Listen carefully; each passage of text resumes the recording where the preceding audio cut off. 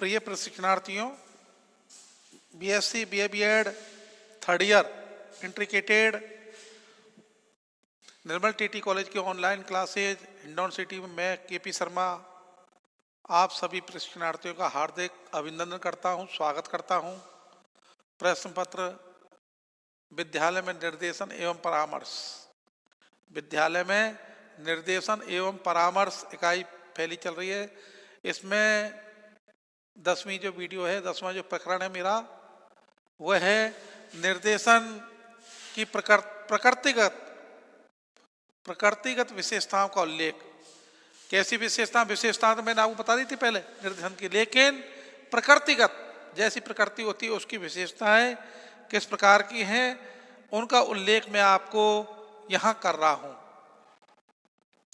निर्देशन की जो प्रकृतिगत जो विशेषता है वो सामान्य विशेषताएं थी जो पहले बताई मैंने आपको, और प्रकृतिगत जो विशेषता है निर्देशन की किस प्रकार की है। तो सबसे पहले नंबर 1 जो विशेषता है वो इस प्रकार की है कि निर्देशन की उपयुक्त पद्धति व्यक्ति एवं समूह, जो उपयुक्त जो पद्धति है निर्देशन की वो व्यक्ति और समूह दोनों के लिए, दोनों से ही संबंधित होती है, किसी एक से नहीं है, दोनों से ही संबंधित है। इसका जो संबंध है वो निर्देशन की जो उपयुक्त पद्धति है, निर्देशन की जो उपयुक्त पद्धति है वो व्यक्ति और समूह, व्यक्तिगत रूप से और सामाजिक रूप से, समूह रूप से दोनों से ही संबंधित है, किसी एक से संबंधित नहीं है। इसका संबंध किससे है? दोनों से ही है, चाहे वो व्यक्ति हो और चाहे समूह हो, इन दोनों से ही महत्व है इसका। किसका? निर्देशन की जो उपयुक्त पद्धति व्यक्ति एवं समूह दोनों से ही संबंधित होती है, किसी एक से नहीं होती है। इसका विशेष ध्यान रखें आप। उसके बाद में इससे संबंधित ही निर्देशन की जो प्रकृतिगत जो विशेषताएं, तो निर्देशन की उपयुक्त पद्धति व्यक्ति एवं समूह दोनों से ही संबंधित होती है। और नंबर 2 है निर्देशन का स्वरूप बहुपक्षीय होता है, एक पक्षीय नहीं है, एक से अधिक बहुपक्षीय होता है, द्विपक्षीय भी नहीं है। किसी भी पक्ष में निर्देशन की आवश्यकता होती है, किसी एक पक्ष में, 2 पक्षों में नहीं। इसलिए निर्देशन का जो सबसे उपयुक्त जो स्वरूप है वो बहुपक्षीय स्वरूप है निर्देशन का। निर्देशन का जो स्वरूप है वो कैसा है साहब? बहुपक्षीय है। निर्देशन का जो स्वरूप है वो कैसा है? बहुपक्षीय है। निर्देशन का जो स्वरूप है वो कैसा है? बहुपक्षीय। निर्देशन के स्वरूप के बारे में ध्यान रखना, एक पक्षीय नहीं है। कैसा है? बहुपक्षीय स्वरूप है। किसका? निर्देशन का।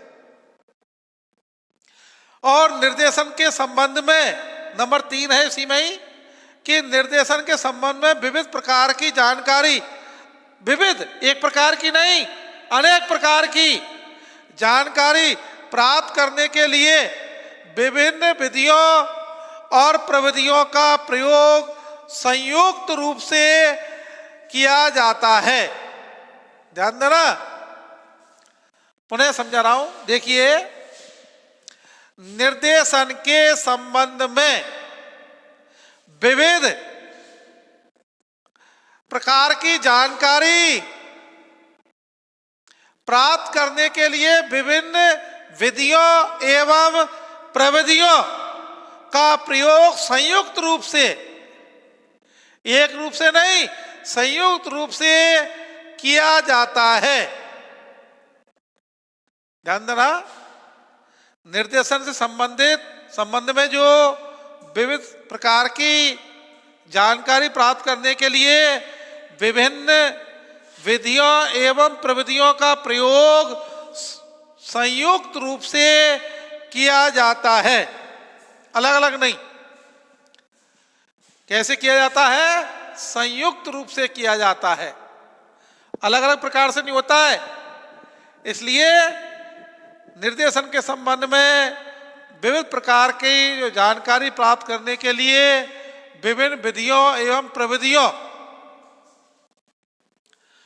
का प्रयोग संयुक्त रूप से किया जाता है, किसी एक प्रकार से नहीं होता है, ध्यान देना। इसका बहुत ही अधिक महत्व है। निर्देशन की जो प्राकृतिक जो विशेषताएं हैं उनका उल्लेख इस प्रकार से किया गया है कि निर्देशन,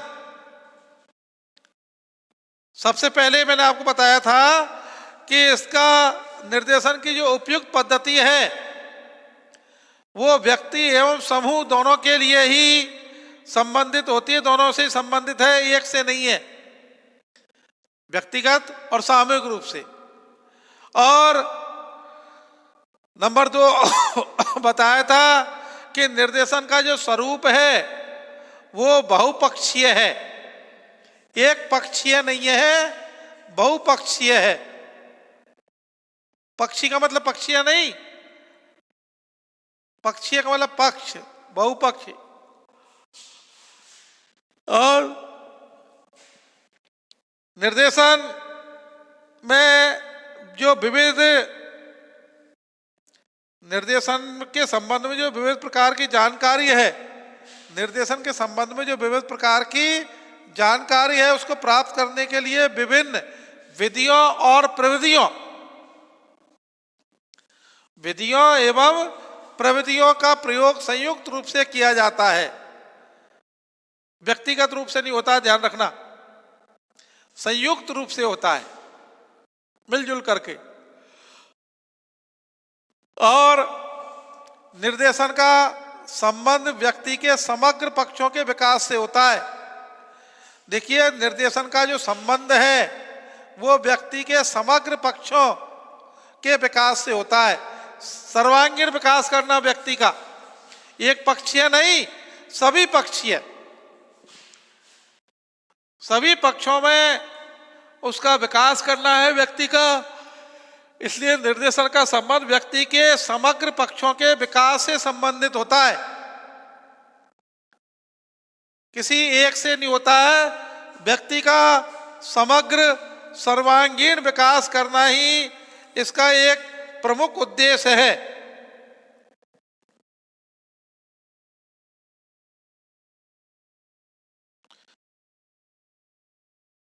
इसमें देखिए, इसमें नंबर 5 को ऐसे लेते हैं, इसमें व्यक्तिगत एवं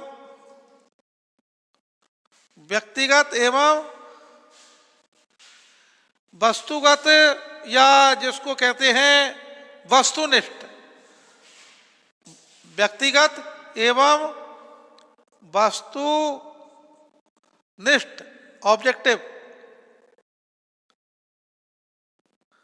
ये दोनों ही है।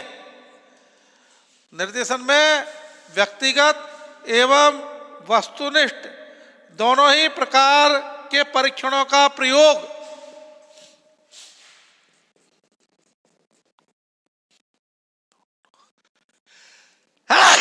दोनों ही प्रकार के परीक्षणों का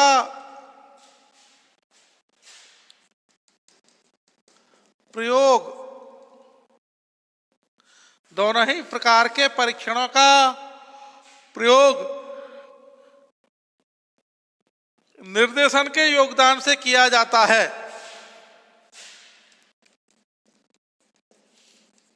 निर्देशन के योगदान से ही किया जाता है।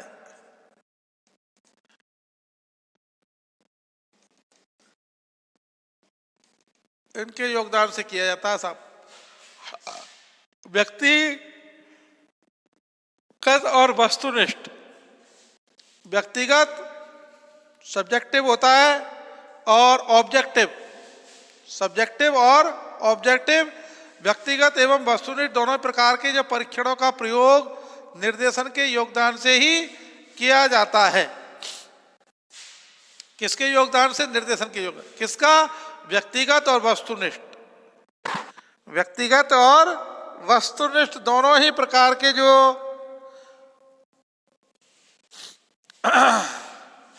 प्रयोग हैं, परीक्षण हैं, उनका जो परीक्षणों का प्रयोग किसके द्वारा किया जाता है? निर्देशन के अंतर्गत किया जाता है। और निर्देशन के माध्यम से ही, और लिख लो, निर्देशन के माध्यम से ही व्यक्ति एवं समाज, निर्देशन के माध्यम से ही व्यक्ति एवं समाज, निर्देशन के माध्यम से या आधार से, आधार लिख लो, आधार से ही व्यक्ति एवं समाज दोनों का ही, दोनों की ही प्रगति एवं विकास हेतु प्रयास किए जाते हैं। व्यक्ति एवं समाज दोनों की ही निर्देशन के माध्यम से व्यक्ति एवं समाज दोनों की ही प्रगति दोनों की ही प्रगति एवं विकास के प्रयास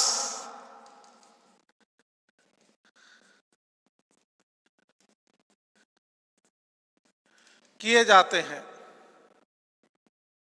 देखिए, निर्देशन के माध्यम से, आधार से ही व्यक्ति एवं समाज दोनों की ही प्रगति एवं विकास के प्रयास किए जाते हैं। और यह समस्या केंद्रित एवं प्रार्थी केंद्रित प्रक्रिया है। ओहो, नंबर 7, यह देखिए,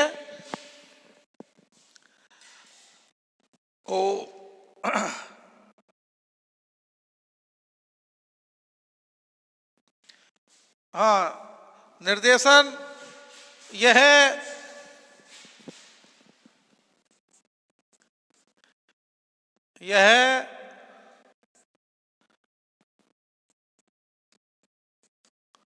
समस्या केंद्रित एवं प्रार्थी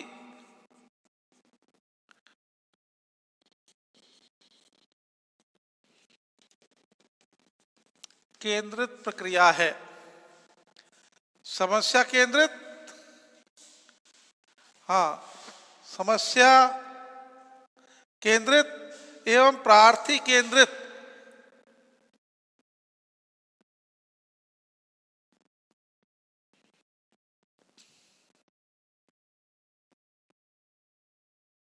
प्रार्थी केंद्रित प्रक्रिया है।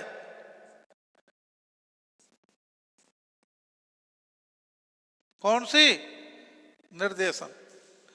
यह समस्या केंद्रित या प्रार्थी केंद्रित समस्या है साहब।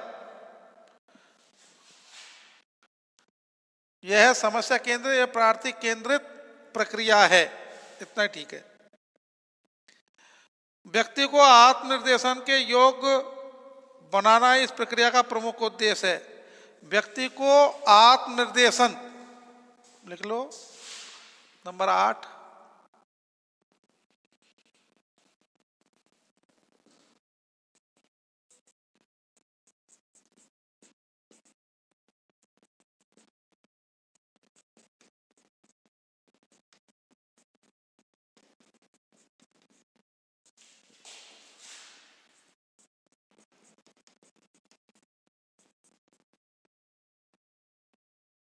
बनाना है इस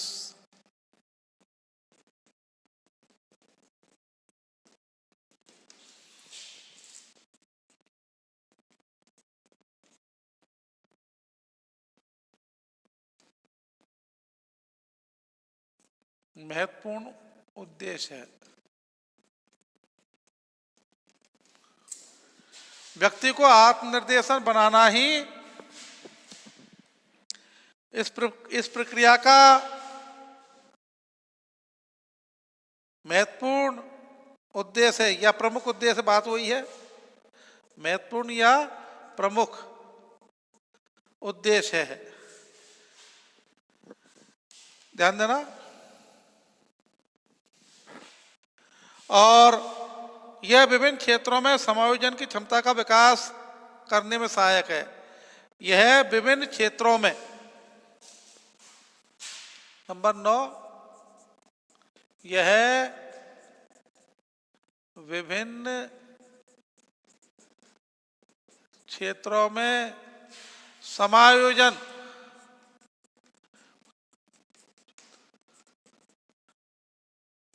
समायोजन या समायोजित कर लो इसको। ये समायोजन की क्षमता, समायोजन कर दो इसको, समायोजन की क्षमता जो लिख लो, समायोजन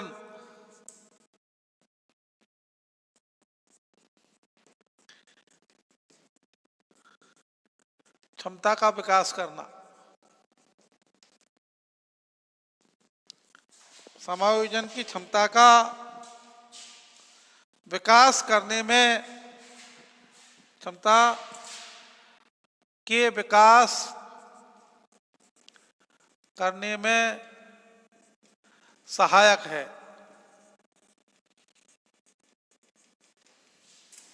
देखिए, विभिन्न क्षेत्रों में समायोजन की क्षमता के विकास करने में ये सहायक है। कौन सी प्रक्रिया? ये निर्देशन की व्यक्तिगत जो प्रक्रिया है।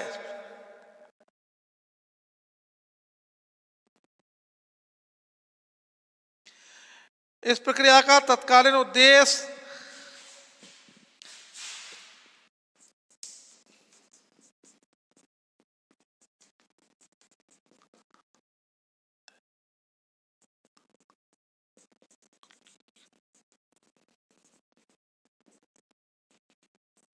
इस प्रक्रिया का तत्कालीन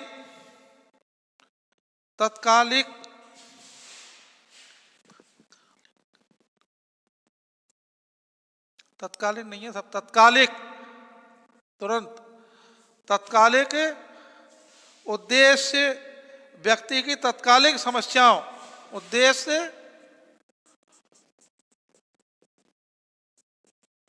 व्यक्ति की तत्कालिक समस्याओं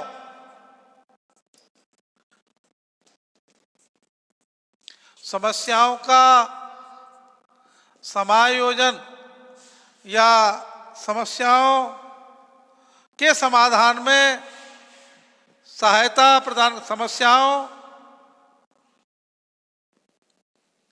तत्कालिक समस्याओं की सहायता में,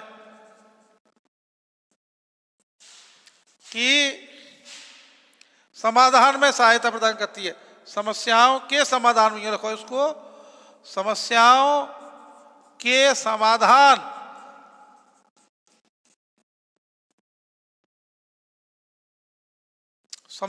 में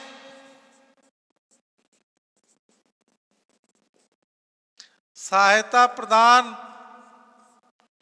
करती है।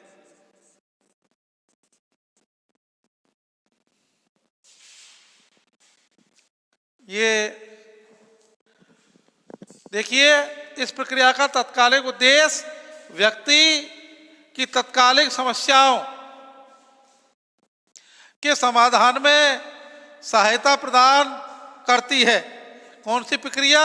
ये प्रक्रिया है। इस प्रक्रिया का उद्देश्य है, तत्कालिक उद्देश्य इस प्रक्रिया का तत्कालिक उद्देश्य, ये तत्कालिक उद्देश्य व्यक्ति की तत्कालिक समस्याएं के समाधान में सहायता प्रदान करना है। सहायता प्रदान करती है या करना है, यूं लिख लो इसको, सहायता प्रदान करना है, यूं लिख दो और शॉर्ट में। देखिए दोबारा इसको, इस प्रक्रिया का तत्कालिक उद्देश्य व्यक्ति की तत्कालिक समस्याओं के समाधान में सहायता प्रदान करना है, जिससे कि अधिक से अधिक ये समस्याओं का समाधान हो जाए और अधिक से अधिक इनका विकास हो जाए, इसके लिए है ये। और तो देखिए, निर्देशन की उपयुक्त पद्धति और व्यक्ति एवं समूह दोनों से संबंधित होता है।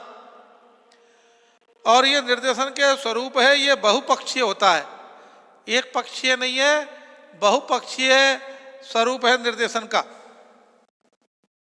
और निर्देशन के संबंध में जो विविध प्रकार की जानकारी प्राप्त करने के लिए जो विभिन्न विधियों एवं प्रविधियों का संयुक्त रूप से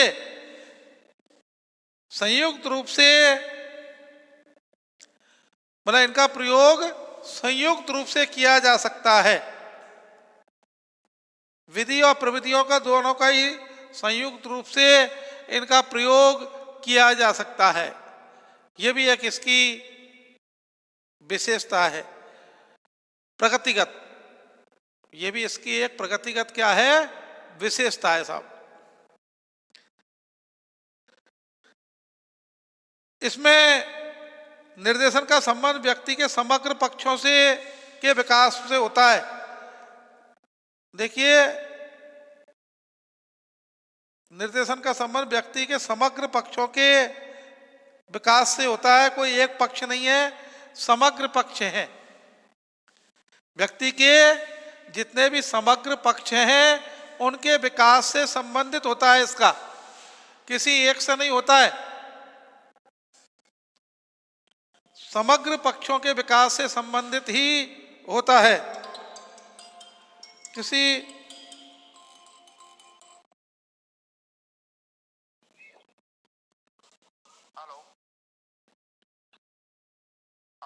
हाँ जी, कौन? नमस्कार जी, सुरेश जी से बात हो रही है ना? हाँ जी, चंद्रकांत बोल रहा था मथुरा से। अच्छा, मैं अभी थोड़ा 1 मिनट साहब, मैं अभी कॉलेज में हूँ, थोड़ा मैं करूँगा अभी रिकॉल। ठीक है सर, ओके।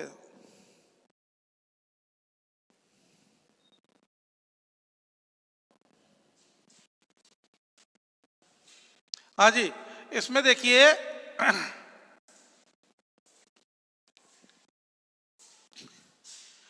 निर्देशन की जो उपयुक्त पद्धति है वो व्यक्ति एवं समूह दोनों से ही संबंधित होती है।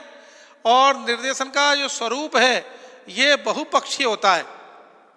और निर्देशन के संबंध में विविध प्रकार की जानकारी प्राप्त करने के लिए विभिन्न विधियां एवं प्रविधियों का प्रयोग संयुक्त रूप से किया जाता है।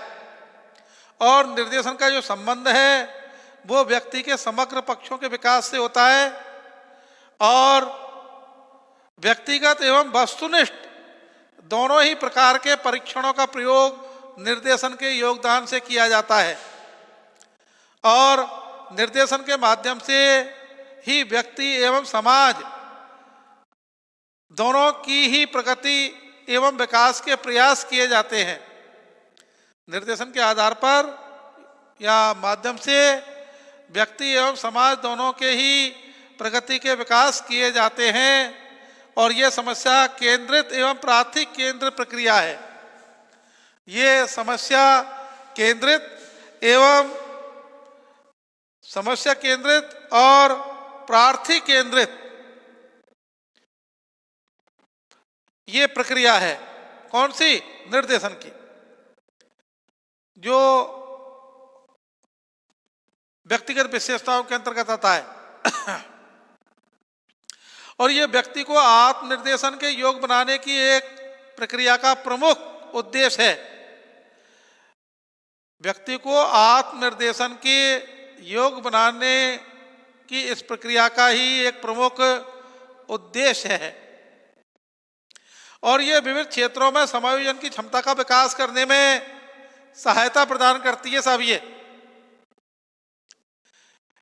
यह विविध क्षेत्रों में समायोजन की क्षमता का विकास करने में यह सहायता प्रदान करती है और इस प्रक्रिया का जो तत्कालिक उद्देश्य है वो व्यक्ति की तत्कालिक जो समस्याएं हैं उन समस्याओं के समाधान में ये सहायता प्रदान करती है। उनकी समस्याओं की सहायता प्रदान करती है ये प्रक्रिया। इस प्रक्रिया के अंतर्गत ही सबसे पहले जो निर्देशन की उपयुक्त पद्धति है वो व्यक्ति समाज दोनों से संबंधित होती ही है और जो निर्देशन का जो स्वरूप है ये बहुपक्षीय होता है, एक पक्षीय नहीं है, अनेक पक्षीय है। और निर्देशन के संबंध में जो विविध प्रकार की जो जानकारियां हैं वो प्राप्त करने के लिए विभिन्न विधियों और प्रविधियों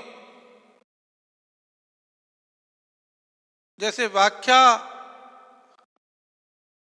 कौशल जैसे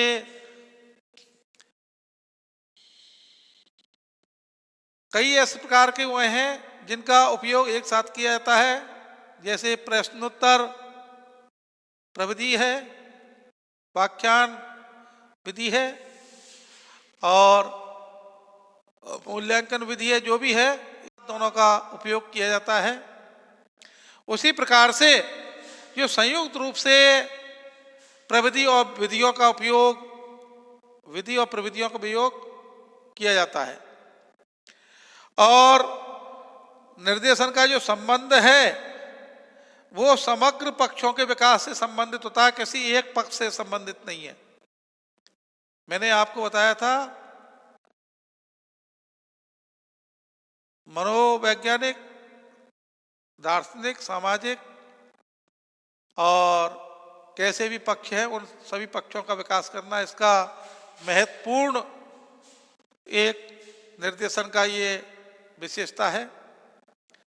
और व्यक्तिनिष्ठ और वस्तुनिष्ठ दोनों प्रकार के जो परीक्षणों का प्रयोग निर्देशन के अंतर्गत किया जाता है। दोनों ही प्रकार के जो पक्ष हैं वो इसी के अंतर्गत किए जाते हैं और निर्देशन का जो आधार है वो व्यक्ति एवं समाज दोनों की प्रगति एवं विकास के प्रयास से किया जाता है। देखिए, निर्देशन का जो आधार है वो व्यक्ति एवं समाज दोनों ही की प्रगति एवं विकास से किया जाता है और यह समस्या केंद्रित है।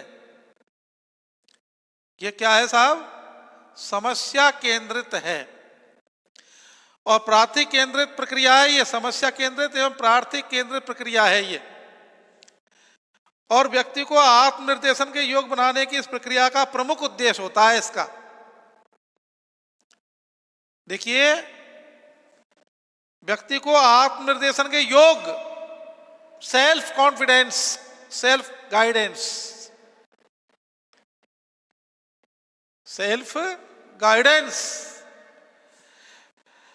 के योग बनाना इस प्रक्रिया का प्रमुख उद्देश्य है। कौन सी प्रक्रिया का? निर्देशन की प्रक्रिया का। व्यक्ति को आत्मनिर्देशन की भावना जागृत करना और यह विविध क्षेत्रों में समायोजन की क्षमता का विकास करने में सहायक होती है। विविध क्षेत्रों में, एक क्षेत्र में नहीं है। दार्शनिक, सामाजिक, मनोवैज्ञानिक और भी है, आर्थिक है, राजनीतिक है, धार्मिक है, सभी क्षेत्रों में। और इस प्रक्रिया का जो तत्कालिक उद्देश्य है वो व्यक्ति की तत्कालिक समस्याओं का समाधान में सहायता प्रदान करना होता है। इसका उद्देश्य, उनको सहायता प्रदान की जाती है। यही एक इसका प्रमुख उद्देश्य होता है, सहायता प्रदान करना। और इस प्रक्रिया को तत्कालिक उद्देश्य व्यक्ति की तत्कालिक समस्याओं के समाधान में सहायता प्रदान करना होता है और इस प्रक्रिया का बहुत ही सरल और सूक्ष्म ये